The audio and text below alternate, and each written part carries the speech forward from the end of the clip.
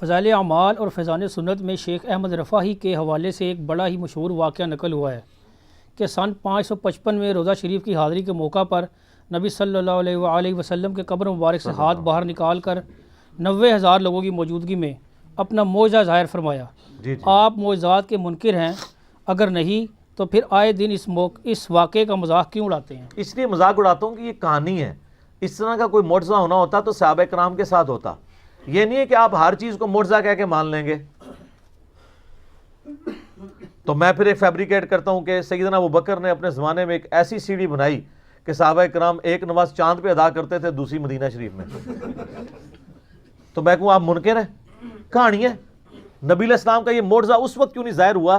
Saqifah بنی ساعدہ میں مولا علی اور سیدنا ابوبکر کے حوالے سے جو کچھ ہوا، وہ سب سے بیسٹ موقع تھا کہ نبی علیہ السلام قبر مبارک سے آواز دیتے کہ بھئی آپس میں صلح صفائی کے ساتھ رہو۔ 6 مہینے حضرت علی ناراض رہے ہیں، بعد میں حضرت ابوبکر کو بلوایا انہوں نے، اور پھر حضرت ابوبکر نے بھی اس مس ہینڈلی کے اوپر رو پڑے، تو پھر حضرت علی نے کہا میں آپ کی لانیہ بیعت کروں گا۔ میرا اس پہ یوٹیوب پہ کلپ ہے، سیدہ فاطمہ کا قاتل کون، لاکھوں لوگوں نے دیکھا ہے، وہ آپ دیکھیں، میں نے یہ پورا بریف کیا ہے۔ تو اس وقت تو کوئی نہیں ایسا ہوا۔ سیدہ عائشہ جب جنگ جمل کے لیے نکلی ہیں، بعد میں جو وہ روتی تھی، اس وقت نبی علیہ السلام آواز دیتے تھے، اسی حجرے سے تو نکل کے گئی ہیں۔ سیدہ عائشہ سے کوئی ضعیف روایت ثابت کرے کہ 47 سال اس حجرے میں رہنے والی لاڈلی ترین بیوی کو کبھی نبی علیہ السلام کی زیارت ہوئی ہو، اور اگر ہوئی ہوتی وہ چھپاتی نا۔ صحابہ کرام کو جب حضور کی زیارت ہوتی تھی وہ بتاتے تھے۔ سیدہ فاطمہ کو ہوئی ہو جو ان کے غم میں فوت ہو گئی۔ یہ سب کہانی ہے۔ اور پھر کہتے ہیں جی وہ 90,000 کا مجمع موجود تھا۔ 90,000 کا مجمع تو آج سے 150-200 سال پہلے مسجد نبوی میں نہیں آتا تھا۔ اور دوسرا 90,000 کی موجودگی میں اگر ہاتھ نکلے تو کتنے بندے دیکھ سکتے ہیں؟ 90,000 بندہ تو تب دیکھے گا کہ وہ نبی علیہ السلام قبر سے نکل کے کسی اونچی جگہ پہ چڑھتے ہیں۔ وہ کہتے ہیں شیخ احمد رفاعی نے وہاں اشعار پڑھے کہ مصر سے میری روح آ کے آستان اقدس پہ حاضری دیتی تھی، اب جسموں کے ملاپ کی باری آئی ہے، اپنا ہاتھ نکالیں میں بوسہ دوں۔ تو اس کے برخلاف تو بخاری میں حدیث ہے 1010 کتاب الاستسقاء چیپٹر میں حضرت عمر کہتے ہیں اے اللہ جب تک تیرے نبی ہم میں موجود تھے انا کننا نتوسل الیک بنبینا، ہم تیرے نبی کے وسیلے سے تیری طرف متوجہ ہوتے تھے، اب ان کے چچا کو لے کے آئے ہیں تو ان کی برکت سے دعا سے بارش نازل فرما دے تو بارش نازل ہو جاتی۔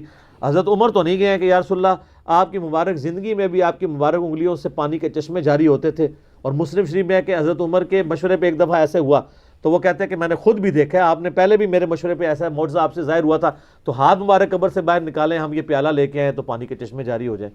ان کو پتا تھا نبی علیہ السلام سے وفات کے بعد اب یہ کمیونیکیشن نہیں ہو سکتی۔ ہمارا درود و سلام پہنچتا ہے، سن نسائی میں حدیث ہے زمین میں کچھ فرشتے سیاحت کرتے ہیں، میرے امتیوں کا سلام میرے تک پہنچاتے ہیں، جو ہم پڑھتے ہیں السلام علیکہ ایھا النبی صلوات بر محمد وآل محمد اللہم صلی علی محمد وعلی آل محمد۔ کسی بابے ہوتے درود نہیں ہوتا سرکار۔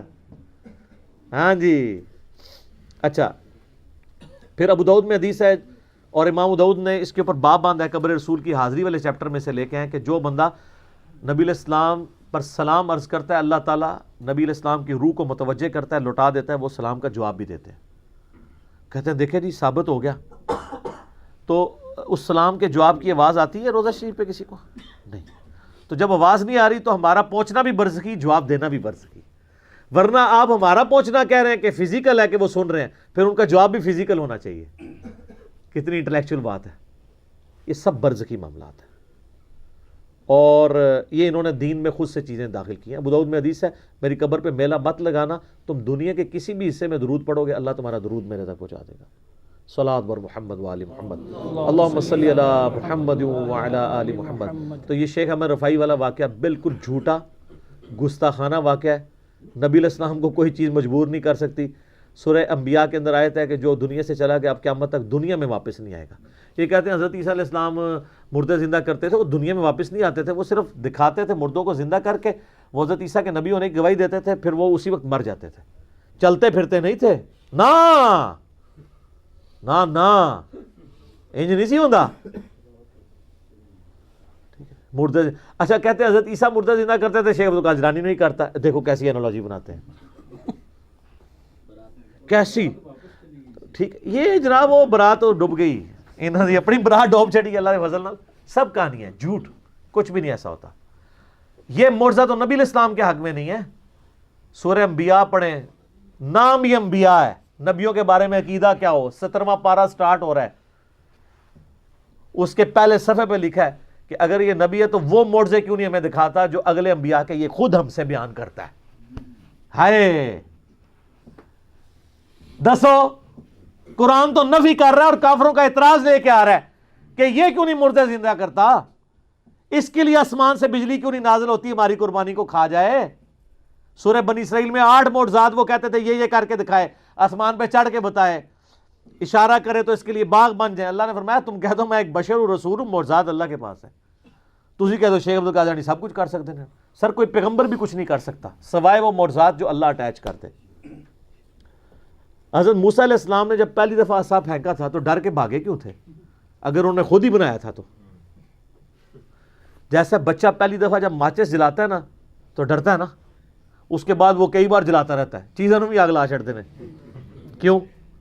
کہ اس کے ایکسپیرینس میں چیز آ جاتی ہے. اگر حضرت موسیٰ نے خود عصا کو بنایا ہوتا اژدہا تو پہلی دفعہ ڈر کے نہ بھاگتے. پھر اللہ نے کہا نہیں ہاتھ لگا واپس آ جائے گا. اچھا, اس کے بعد پھینکتے تھے بن جاتا تھا.